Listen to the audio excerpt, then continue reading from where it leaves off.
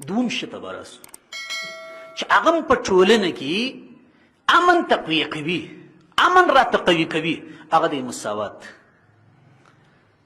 د مور د میرې معامله بني، د تور د سپین معامله بني، د پښتو د پارسی معامله بني، دا معامله بني، د خاورې معامله بني، د ولایتو معامله بني، د ولسوالۍ معامله بني.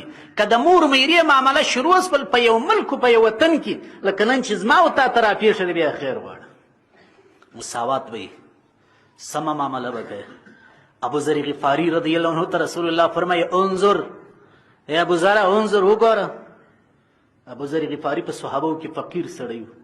نبی کریم علیه السلام علیه ابو ذر، ستا تقوا، ستا دیانت، ستا ایمانداري دومره قوي ده چې ته بدل ته مشترک ژوند لا ونه کړې. اوج ته تقوا رسېدلې وه. د حضرت عثمان غني رضی الله عنه په دور خلافت کې لښته راواخیستل. صحابه کرام یو یو په لښتو وهي چې دا څنګه ترتیب دی؟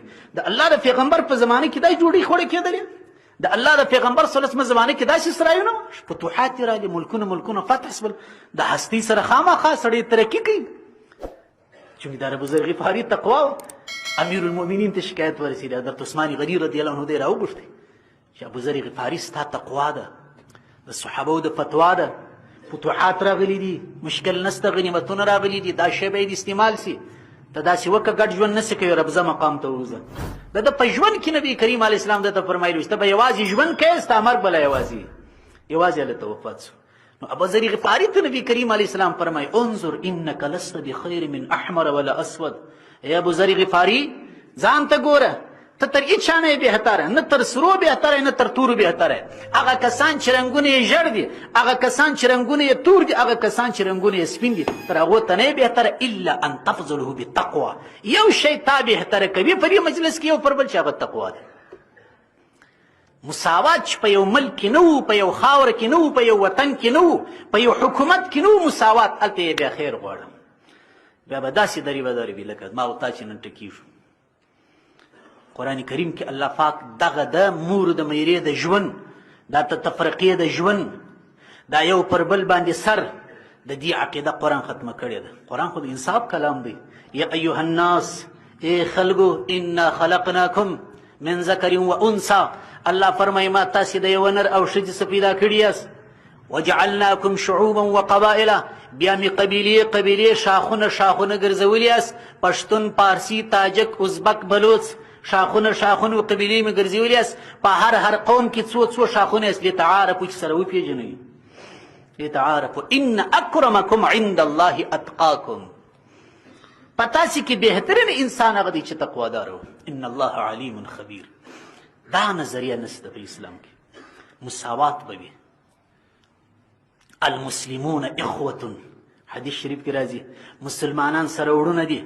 لا فضل لاحد على احد، یو مسلمان پر بل مسلمان سر نه لري الا بالتقوا.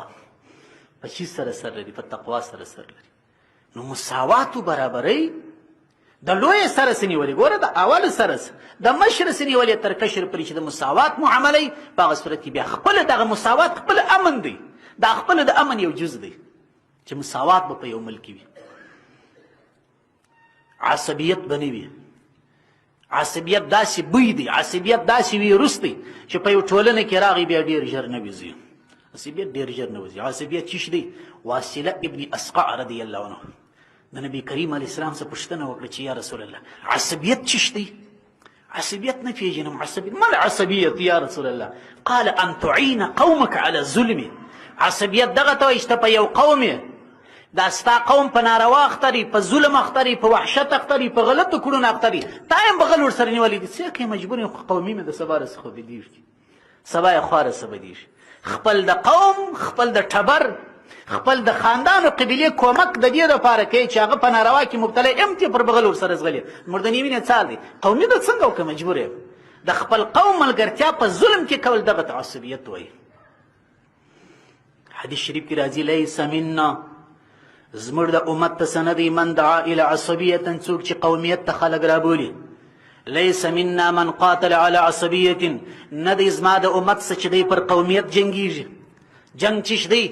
لاعلاء کلمة الله.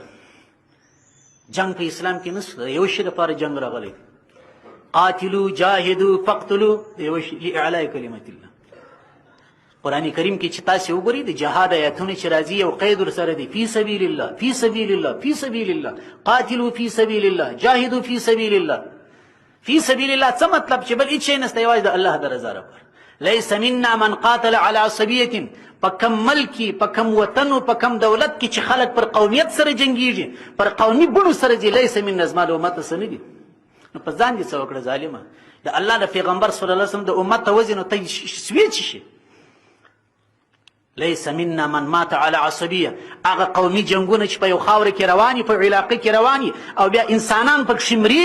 نبی کریم علیه السلام فرمایي لیس منا من مات على عصبیه، څوک چې پر قومیت باندې مړ شو هغه نه دی زموږ څه. هغه د اسلام پیغام دی. ان الدین عند الله الاسلام، دین خو د الله په نزد چې دی هغه اسلام دی. په اسلام کې دا نشته چې ته وځې ټول د یوه کښتۍ سپاره